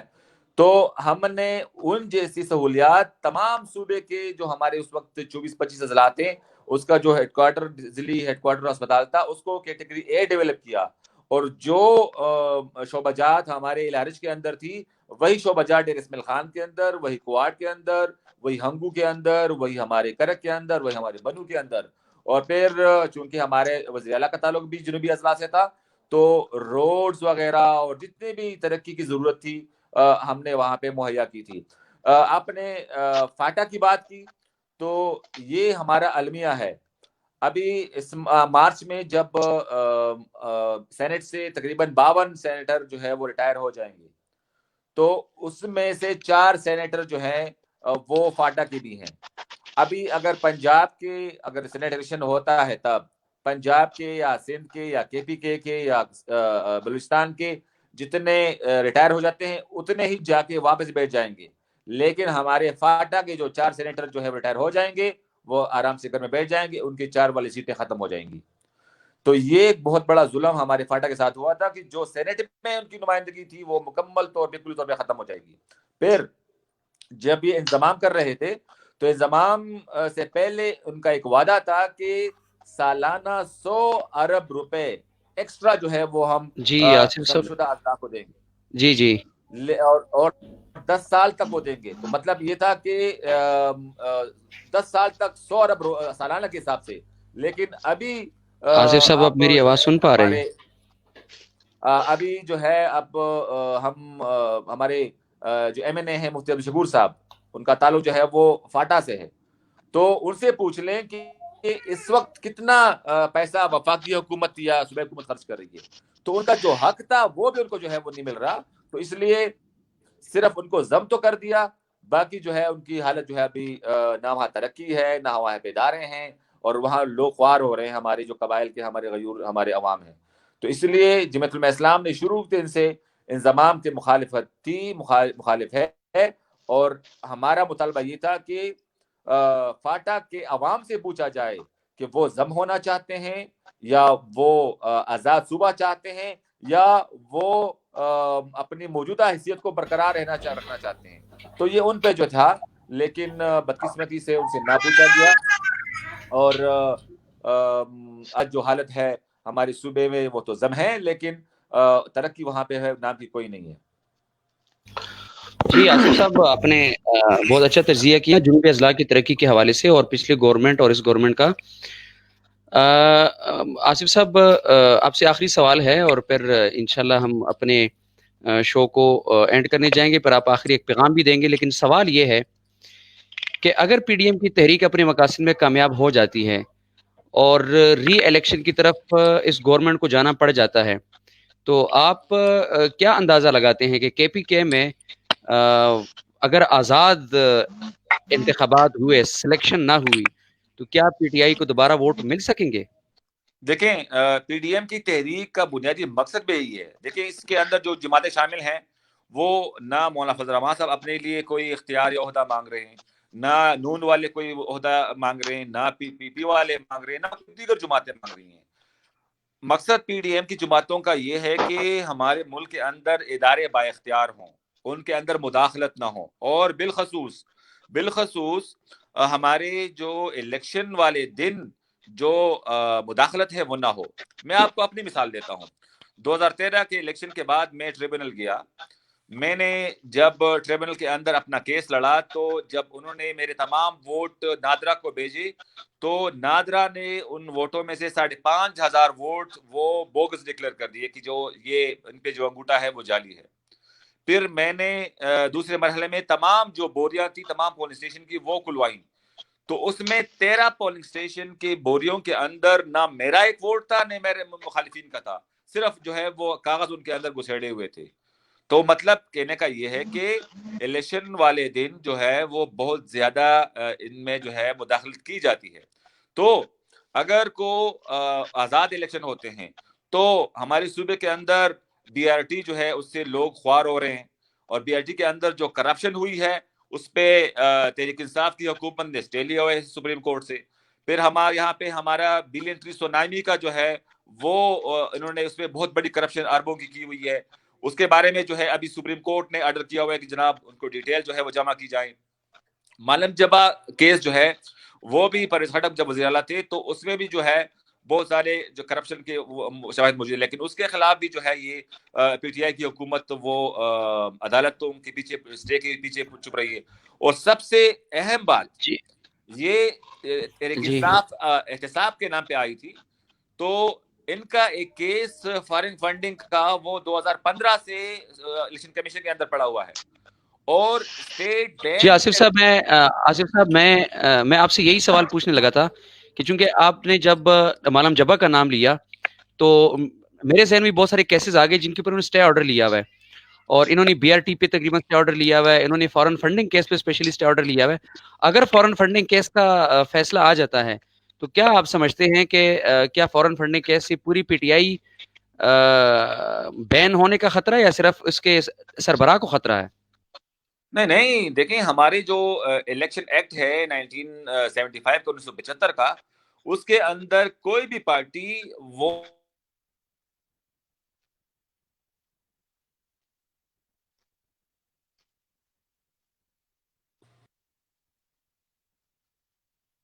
لائن کٹ چکے۔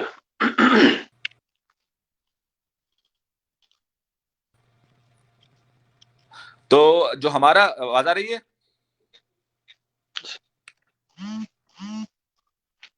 اچھا، جو فارن فنڈنگ جو ہماری الیکشن رولز ہیں اس کے مطابق کوئی بھی سیاسی پارٹی اس کو بیرون ملک سے بلکہ تنظیم سے، کسی بھی تنظیم سے یا کسی حکومت سے فنڈنگ ممنوع ہے۔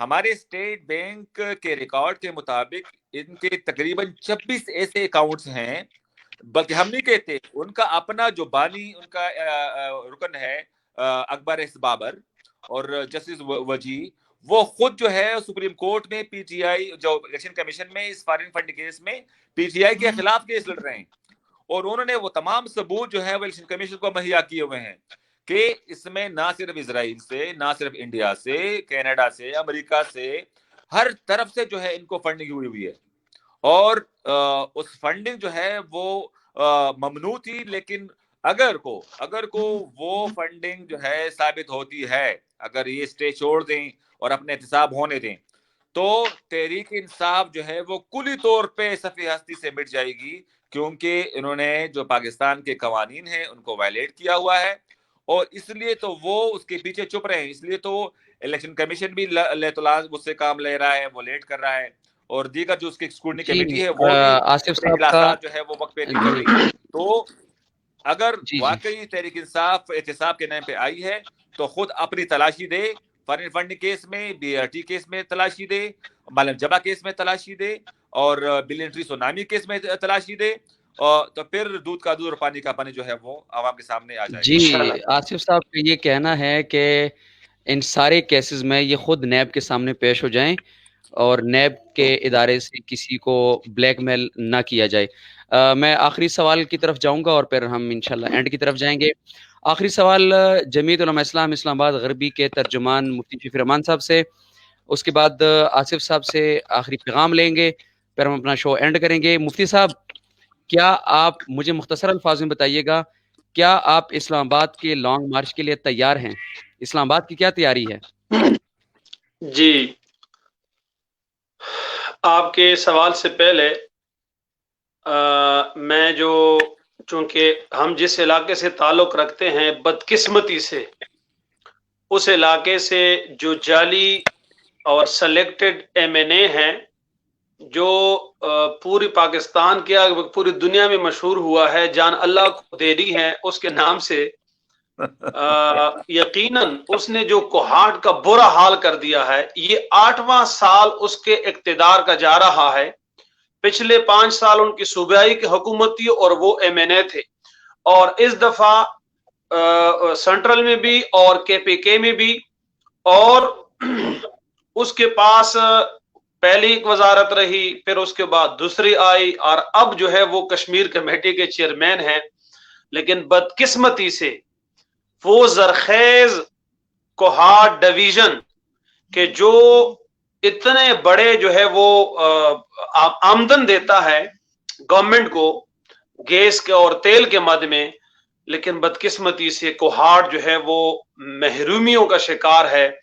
وہاں یہ بات مشہور ہے کہ ریفر ٹو پشاور، یعنی آپ اس سے اندازہ لگائیں کہ کوہاٹ کے اندر، ہنگو کے اندر، کرک کے اندر جو کوہاٹ ڈویژن کہلاتا ہے، کوئی ایسا ہسپتال نہیں ہے کہ وہاں کسی مریض کو ایڈمیٹ کیا جائے، اس کا علاج کیا جائے۔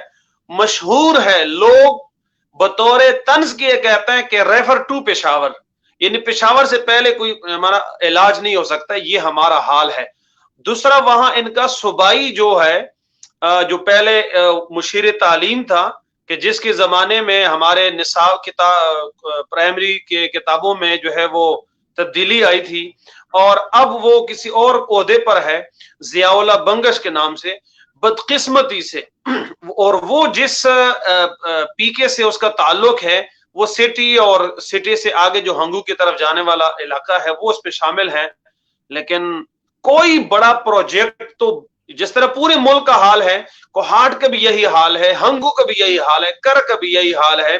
اور دوسری میں جو اصل بات کرنا چاہ رہا تھا، کہ جو ہمارا ابھی سینیٹر ہے، جس کے حوالے سے سوشل میڈیا پہ میں سمجھتا ہوں اگر اس کے اندر رتی برابر بھی کوئی شرم ہوتی، کوئی حیا ہوتی، کوئی غیرت ہوتی، اس نے اپنے والد کے نام کو اتنا بدنام کیا۔ احمد فراز نے اپنے شاعری کے حوالے سے کوہاٹ کو بڑا جو ہے وہ ایک شہرت دیا تھا، اس نے ایک نام اور عزت دیا تھا، لیکن اس شبلی فراز نے اپنے اس والد کے جو کمائی ہوئی عزت تھی، شہرت تھی، اس کو بری طرح جو ہے اس نے ڈیمیج کیا ہے۔ اور سب چونکہ ساری دنیا دیکھ رہی ہے، اس کے پاس جو بھی انہوں نے اطلاعات کا وہ دیا ہے، مجھے اندازہ یہی ہے کہ وہ ایک مخصوص مدت تک لائے گئے ہیں، کرائے کے ترجمان ہیں، اور اس کے بعد اس کو ہٹا کر کسی اور جگہ دے دیں گے، کیونکہ ان کی نااہلی ہر جگہ جو ہے نا وہ ثابت ہوتی ہے۔ وہ روز جناب، میرے خیال میں ان کی ڈیوٹی لگی ہے کہ آپ نے ہر گھنٹے میں جو ہے پریس کانفرنس کرنی ہے، جس کے اندر جھوٹ آپ نے بولنا ہے، جس کے اندر آپ نے جو ہے نا قوم کو دھوکہ دینا ہے۔ لیکن میں شبلی فراز کو یہ پیغام دینا چاہتا ہوں کہ اب عوام جو ہے وہ سمجھدار ہو چکے ہیں، وہ اب سمجھ چکے ہیں تمہارے جو بونگیاں تھی، تمہارے جو ہوائی فائرنگ تھی، وہ اب اتنے مشہور ہو چکے ہیں کہ میں اپنی جو چھوٹی بیٹی ہے یا کوئی بچہ ہوتے ہیں، اس سے اگر کوئی بات وہ کر رہا ہے تو اس کو کہتا ہوں کہ آپ یہ سچ کہہ رہے ہیں یا عمران نیازی کی طرح ہوائی فائرنگ ہے۔ تو اس حد تک جا کر کے وہ مشہور ہو چکے ہیں۔ آج کل اس کو چونکہ اور کوئی گاس نہیں مل رہا ہے، اس نے مولانا فضل الرحمان صاحب کے حوالے سے، چونکہ مولانا ایک بین الاقوامی لیڈر ہیں، اور جس طرح میں نے پہلے اس میں عرض کیا کہ وہ ان کے اعصاب پہ بری طرح سوار ہو چکے ہیں، سائے کی طرح ان کے ساتھ جیسا جا رہے ہوتے ہیں، کیونکہ یہ کہتے رہے کہ ہم نے مولانا کی سیاست کو ختم کیا ہے۔ مولانا جو ہے وہ ٹیم کا حصہ نہیں ہے تو 12واں کھلاڑی ہے۔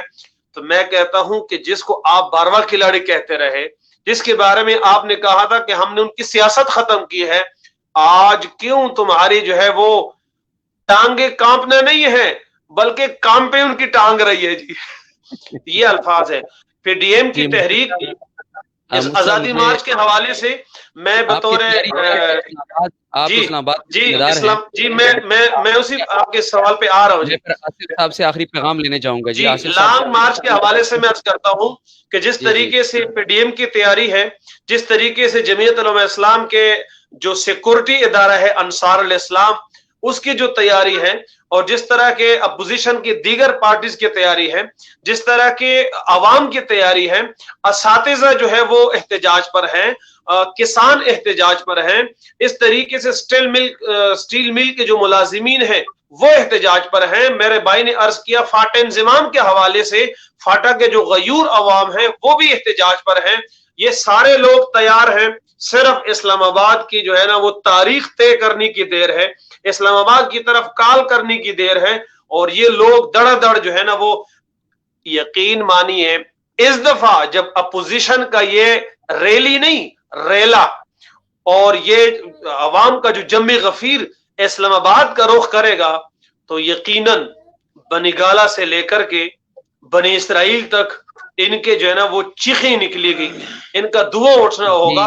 اور اب مزے کی بات ہے کہ آج ایک میں آخری بات کرتا ہوں پھر آصف صاحب کو موقع دیتا ہوں کہ آج ایک میں نے کسی کو پڑھ رہا تھا، اس نے کہا تھا کہ مزے کی بات یہ کہ اب فلائٹس بھی بند ہیں، برطانیہ بھی یہ نہیں بھاگ سکتے، امریکہ بھی یہ نہیں بھاگ سکتے، اور ادھر جو ہے نا وہ بارڈر جو ہے وہ اس کا ہے واگا بارڈر ہے، وہاں تو انہوں نے کشمیر کو بیچا ہے، اس حوالے سے بھی غصہ ہے. ایران کی طرف سے پہلے سے یہ ان پر بہت بڑا یہ الزام ہے، اور آج تک قوم کے سامنے انہوں نے یہ نہیں کیا کہ یہ جو کرونا کے حوالے سے جو مسائل ہیں تفتان سے اور وہاں سے لوگ آ رہے تھے، بچے کو پتا ہے. تو مزے کی بات یہ کہ اب ان کو بھاگنے کی جگہ نہیں ملے گی، یہ چھپیں گے کہاں سے؟ لہذا شنید یہ ہے کہ یہ دریائی راستے سے جو ہے وہ بھاگنے کی کوشش کریں گے، اس لیے کہ نیازی کی تاریخ ہے بھاگنا، نیازی کی تاریخ کی طرف جو ہے وہ قریب ہے. آج کی جو اطلاعات ہیں، میرے جو ذرائع ہیں وہ کہتے ہیں کہ اب یہ محمد علی درانی کی ملاقات اور اس طریقے سے پرویز الہی کا پنجاب اسمبلی کے اندر وہ وزیر قانون اور پوری صوبائی جو گورنمنٹ ہے اس کو لتاڑنا اور اس کے حوالے سے بات کرنا، یہ اشارے اس طرف ہی جا رہے ہیں کہ اب انشاءاللہ العزیز وہ دن بڑے قریب ہیں کہ یہ قوم عمران نیازی اور اس ٹولے نالائق، نااہل، ناجائز اور جاہل لوگوں سے بدتمیزوں کا جو ٹولہ ہے، یقیناً اس سے انشاءاللہ ان کو بہت جلد نجات ملے گی. اور اس سارے ٹنور میں اب تک تو ایک استعفی کی بات ہو رہی ہے. شنید یہ ہے کہ جب یہ عوام کا جمع غفیر اسلام آباد اور راولپنڈی کا رخ کرے گا تو شاید کہ پھر استعفوں کے ڈیمانڈ میں مطالبہ ہو جائے. یہ ایک کے بجائے یہ فگر بڑھ بھی سکتی ہیں، یہ 2 بھی ہو سکتے ہیں، 3 بھی ہو سکتے ہیں. اگر یہاں تک بات پہنچی تو پھر یہ تحریک 3 استعفے ہو سکتے ہیں. جی عوام کے لیے ہے. جس طرح مجھ سے پہلے میرے بھائی نے عرض کیا، میں عوام کو یہ کہنا چاہتا ہوں کہ آپ اس احتجاج کو عمران نیازی والے احتجاج اور دھرنے پر بالکل قیاس نہ کریں. وہ عمران نیازی نے جھوٹ بول کر کے قوم کو دھوکہ دے کر کے اقتدار کے حصول کے لیے اس نے کیا تھا، اور یہاں کسی نے یہ ڈیمانڈ نہیں کیا کہ میں وزیر اعظم بنوں گا، اور میں جب وزیر اعظم بنوں گا تو پھر میں گورنر ہاؤس کو جو ہے وہ گرا دوں گا، میں وزیر اعظم صدر ہاؤس کو یونیورسٹی بناؤں گا. یہاں کسی نے یہ نہیں کہا کہ سیون نافرمانی کرو اور بلے جلاؤ، کسی نے یہ نہیں کہا کہ پی ٹی وی پہ جا کے حملہ کرو، کسی نے یہ نہیں کہا کہ سپریم کورٹ کے دیواریں جو ہے نا اس کو پلانگو، کسی نے یہ نہیں کہا کہ یہ کریں وہ کریں. یہ تحریک عوام کے لیے ہے. عوام کے جو رائے چوری ہوتی ہے اس پر جو ڈاکہ ڈالا جاتا ہے اس کے لیے ہے. عوام کو رائے دیا جائے، اس کو اپنا حق جو حق رائے دہی ہے وہ استعمال کرنے دی جائے، اور اس کے حق کو چوری نہ کیا جائے. یہاں ادارے تحریک عوام کے لیے ہے، اور مفتی شفیع رحمان صاحب کا کہنا یہ ہے کہ ہم مکمل طور پر تیار ہیں، اور تحریک اس وقت پوری قوم کی 22 کروڑ عوام کی تحریک بن چکی ہے. آصف اقبال داؤدزئی صاحب چونکہ ہمارے پاس تشریف رکھتے ہیں، ان کا بہت مشکور بھی ہوں، اور یہ ہمارے ایکس انفارمیشن منسٹر کے پی کے رہ چکے ہیں. آخری سوال ہے آصف اقبال صاحب، اس سارے سیاسی منظرنامے میں PDM کی تحریک، اسرائیل کا غوغا اور قائد جمعیت مولانا فضل الرحمان صاحب کا اپنا موقف پہ ڈٹے رہنا، آخری پیغام کیا دیں گے جی؟ پیغام سے پہلے تو میں مفتی شیخ صاحب کی بات کی وضاحت کرنا چاہوں گا کہ MMA نے ہر ضلع کے اندر کیٹیگری اے ہسپتال جو ہے وہ مکمل کر کے دیا ہوا تھا. اب اس نالائق جو صوبائی حکومت ہے، اس نے ان کو وہ متعلقہ شعبوں کو اپنے ماہر ڈاکٹر مہیا کرنے ہیں. تو اس لیے ریفرل جو ہو رہی ہے کہ ریفر ٹو پشاور، وہ اس لیے کہ وہاں پہ جو شعبہ جات ہیں وہ فعال نہیں ہیں. اسپتال موجود ہے، اس کے اندر شعبہ موجود ہے، لیکن اس کے اندر متعلقہ ڈاکٹر جو ہے وہ شعبے کا نہیں ہے. تو اس لیے شہریار افریدی صاحب اور شبلی فراز صاحب اور ضیاء اللہ بنگش صاحب اور جو دیگر ہیں، ان سے یہی مطالبہ ہے کہ عوام کی فلاح کے لیے ان جو اسپتالوں میں جو ہے وہ متعلقہ ڈاکٹر وہ ان کی پوسٹنگ کی جائے اور ان کو مہیا کیا جائے. PDM کی جو تحریک ہے وہ زور و شور سے جاری ہے اور یہ اپنی کامیابی کی طرف گامزن ہے. آخری جو سیکنڈ فیز ہے اس پہ کام ہو رہا ہے. ابھی ریلیاں ہیں، جو آخری ریلی ہوگی وہ اسلام آباد کی طرف ہوگی. اور چونکہ میں نے شروع میں کہا کہ یہ تحریک کوئی بھی پارٹی اپنے لیے جو ہے PDM کا حصہ نہیں بنی ہے، یہ عوام کے لیے بنی ہے. کیونکہ جو بھی حکومت آتی ہے وہ جمہوریت کا جو اس کا معنی ہے وہ کیا ہے؟ عوام کی حکومت، عوام کے ذریعے حکومت اور عوام کے لیے حکومت. تو یہ پارٹیاں اگر PDM کے پلیٹ فارم سے ان اداروں کو متنبع کر رہی ہیں اور ان کو اپنی حدود کے اندر رہنے کو کہہ رہی ہیں تو عوام کے لیے کر رہی ہیں. اگر عوامی حکومت ہوگی تو ان کی سوچ عوام کی فلاح و بہبود کے لیے ہوگی کہ عوام کی مشکلات ہیں اس میں کتنا ہم ان میں کمی کریں. دیکھیں اب ہمارے جو وزیر اعظم ہیں اس دن 3 روپے جو ہے انہوں نے چینی جو ہے، چونکہ اب تو گنے کا ملیں ساری جاری ہیں اور آٹومیٹکلی چینی جو ہے وہ وافر مقدار میں آ گئی ہے. آج کی رپورٹ یہ ہے کہ 3 روپے چینی جو ہے وہ مزید مہنگی ہو گئی ہے. جب ابھی جو کرشنگ جاری ہے، ملیں چالو ہیں، تو مطلب کہنے کا یہ ہے کہ عوام جو ہے، عوام کی خاطر PDM کی تحریک ہے. اور انشاءاللہ عوام ہی آخر میں جب ہماری PDM کے سربراہان کال دیں گے کہ ہم نے اسلام آباد کی طرف نکلنا ہے تو عوام ہی نکلے گی. KPK سے نکلے گی، پنجاب سے نکلے گی، سندھ سے، بلوچستان سے نکلے گی، آزاد کشمیر سے نکلے گی، گلگت بلتستان سے نکلے گی انشاءاللہ. اور جب پورے ملک کے عوام جب اسلام آباد کی طرف آئیں گے تو نہ سلیکٹڈ رہے گا اور نہ انشاءاللہ سلیکٹر رہیں گے جی. جب پورے ملک سے عوام اسلام آباد کی طرف آئیں گے، نہ سلیکٹڈ رہے گا، نہ سلیکٹڈ کے کرائے کے وزیر اور مشیر رہیں گے. داؤد زئی صاحب کو یہاں پر جی داؤد زئی صاحب کو اجازت دے دیں، میں پھر ایک بات کرتا ہوں. داؤد زئی صاحب کو اجازت دے دیں، ٹائم زیادہ ہو گیا. جی میں بہت انتہائی مشکور ہوں. میرے پاس الفاظ نہیں ہیں کہ آج آصف اقبال داؤد زئی صاحب جو ہمارے سابقہ انفارمیشن منسٹر KPK رہے ہیں، میں انتہائی مشکور ہوں کہ انہوں نے اپنی قیمتی وقت میں سے وقت نکالا اور ہمارے ساتھ اپنے تجربات شیئر کیے اور آئندہ کا مستقبل کا جو لائحہ عمل تھا وہ بھی انہوں نے بتایا. اور میں انشاءاللہ امید رکھتا ہوں کہ کبھی کبھی سیچرڈے کو ہمارا کیپٹل لائیو پروگرام ہوتا ہے، وہ ہماری حوصلہ افزائی کرتے رہیں گے. آصف اقبال صاحب بہت شکریہ جی، تھینک یو سو مچ. السلام علیکم ورحمۃ اللہ. وعلیکم السلام. پروفیسر صاحب میں ذرا ایک بات کرنا چاہتا ہوں، اس لیے آپ سے اسپیشلی میں نے ٹائم مانگا کہ ایک تو سوال یہ تھا کہ سینٹ کے جو انتخابات ہو رہے جی، دیکھیں سینٹ انتخابات کے حوالے سے جس طرح ہمارے قائد محترم حضرت مولانا فضل الرحمان صاحب دامت برکاتہم العالیہ نے ارشاد فرمایا ہے کہ ہمارا اجلاس ہو رہا ہے 1 اور 2 جنوری کو، اس میں یہ فیصلہ ہوگا. اس کے بعد پھر یہ بات واضح ہوگی کہ اب اس انتخابات کے حوالے سے کیا ہوگا. اور دوسرا ضمنی جو الیکشن ہے اس حوالے سے بھی انشاءاللہ 1-2 جنوری کو جو اجلاسات ہو رہے ہیں اس میں فیصلے ہو رہے ہیں. تیسری جو بات ہے جو میں آپ سے میں نے اسپیشلی ٹائم مانگا وہ یہ کہ اس وقت قائد جمعیت، شیخ الہند کے فلسفے کے امین، حضرت مدنی کے افکار کے ترجمان، حضرت عبید اللہ سندھی رحمہ اللہ کے ولولے کا پاسبان، حضرت مفتی محمود رحمہ اللہ کے سچے جانشین، اور اپنے اکابر کی ایک سچی نشانی اس کی کردار کشی کے حوالے سے بھی لوگ لگی ہوئی ہے، کام کر رہی ہیں، پیسہ استعمال کیا جا رہا ہے، لوگوں کو خریدا جا رہا ہے، لوگوں کے ضمیروں کا سودا کیا جا رہا ہے، اور جس طرح انہوں نے پہلے کوشش کی تھی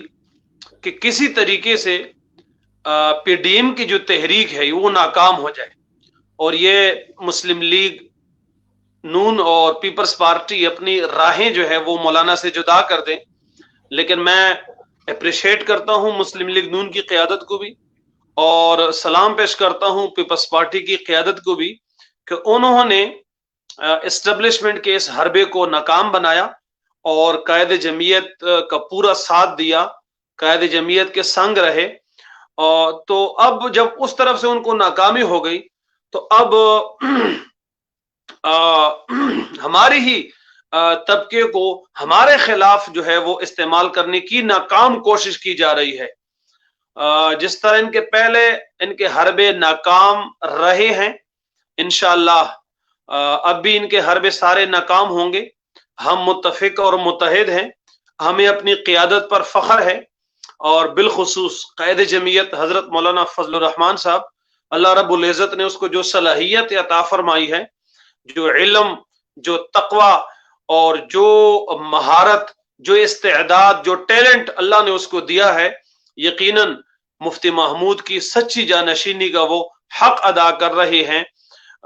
تو ہمیں اپنی قیادت پر مکمل اعتماد ہے، چاہے وہ یونین کونسل لیول کے ہو، چاہے وہ تحصیل لیول کے ہو، چاہے وہ ڈسٹرکٹ لیول کے ہو، چاہے وہ صوبائی لیول کے ہو، اور چاہے وہ مرکزی لیول کے ہو۔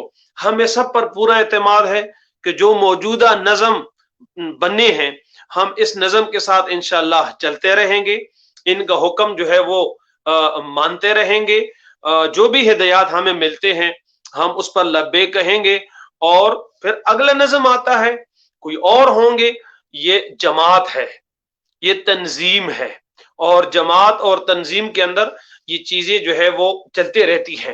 لیکن جہاں تک مرکزی قیادت کا تعلق ہے تو میں صرف ایک بات کہنا چاہتا ہوں اپنے ان بھائیوں سے بھی کہ خدا را قائد جمعیت کی قدر کر لیں۔ یہ ایک نایاب ہیرا اور قیمتی ہیرا اللہ تعالیٰ نے ہمیں عطا کیا ہے۔ لوگ مثالیں دیتے ہیں، کاش ہمارے پاس مولانا فضل الرحمان جیسی قیادت ہوتی، پھر آپ دیکھتے کہ ہم کیا کرتے تھے۔ یہ لوگ مثالیں دیتے ہیں، اور یہ ہماری بدقسمتی ہے ہماری قوم کی کہ جب ہمارے پاس ایک نعمت موجود ہوتی ہے پھر ہم قدر نہیں کرتے، اور جب وہ نعمت جو ہے نا وہ ہم سے چھن جاتی ہے، دنیا سے چلی جاتی ہے، پھر ہم بڑے مرثیے پڑھتے ہیں، بڑے مضمونے لکھتے ہیں، اور بڑے جناب وہ لوگ آپس میں کہتے ہیں کہ ہم مردہ پرست قوم جو ہے وہ بن چکے ہیں۔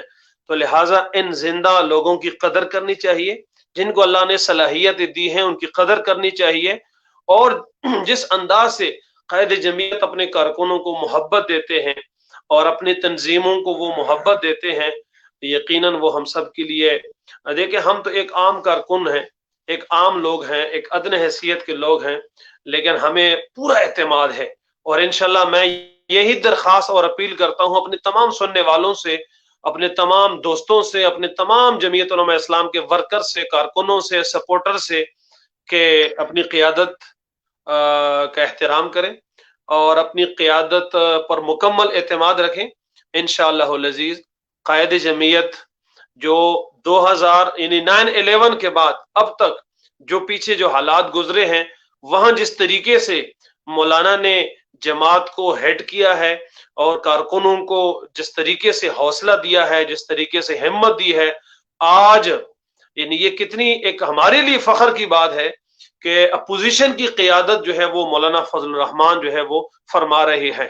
تو اس چیز کو ہم آگے لے کر کے چلیں، قائد جمعیت کے بیانیے کو آگے لے کر کے چلیں، اور جو بھی ہمارے پاس وسائل ہیں، دستیاب وسائل، ہم پورا اس میں جو ہے نا وہ اس کو بروکار لاتی ہوئی، اس کو استعمال کرتی ہوئی قائد جمعیت اور اپوزیشن اور پی ڈی ایم کے بیانیے کو آگے لے کر کے چلیں، اور جو ریلیاں مختلف علاقوں میں منعقد ہوگی اس میں پورا جو ہے نا وہ حصہ ڈالیں، اور لانگ مارچ کے لیے تیاری کریں، اسلام آباد کے لانگ مارچ کے لیے تیاری کریں، عوام کی ذہن سازی کریں، عوام تک اپنا پیغام پہنچائیں، انشاءاللہ العزیز کامیابی جو ہے وہ حق کی ہوگی، نصر من اللہ و فتح قریب، اللہ کی مدد آئے گی، اور انشاءاللہ العزیز قائد جمعیت کو اللہ رب العزت سرخرو فرمائیں گے، اللہ تعالیٰ اس کو کامیابی دلائیں گے انشاءاللہ ثم انشاءاللہ۔ جی جزاکم اللہ۔ مفتی شفیع رحمان صاحب اپنے جذبات کا، اپنے خیالات کا، اپنے احساسات کا ذکر کر رہے تھے، اور جیسے انہوں نے کہا کہ کارکنوں سے گزارش ہے کہ وہ باقی کسی بھی بحث مباحثے میں اس وقت نہ پڑیں، یہ وقت بحث مباحثے کا نہیں ہے، یہ وقت قائد جمعیت حضرت مولانا فضل الرحمان صاحب کی اس موقف کے اوپر ڈٹ جانے کا ہے، اور اس جماعت کے ہاتھ کو مضبوط کرنے کا ہے جس جماعت کے لیے اکابرین نے قربانیاں دی ہیں، اور اس وقت یہ ہم سے قربانی کا مطالبہ کر رہا، اور مفتی صاحب کا فرمانا تھا کہ جو جیسی قربانی ہم سے مانگیں گے ہم انشاءاللہ قربانی دیں گے۔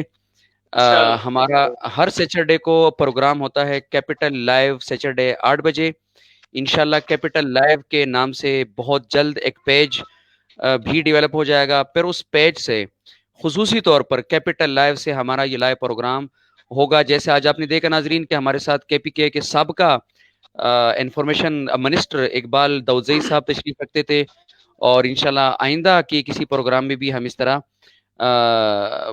رہنماؤں کو ان سے ہم ٹائم لیں گے، وہ ہماری حوصلہ افزائی کریں گے۔ ہر ہفتے 8 بجے کیپٹل لائیو دیکھنا نہ بھولیے گا۔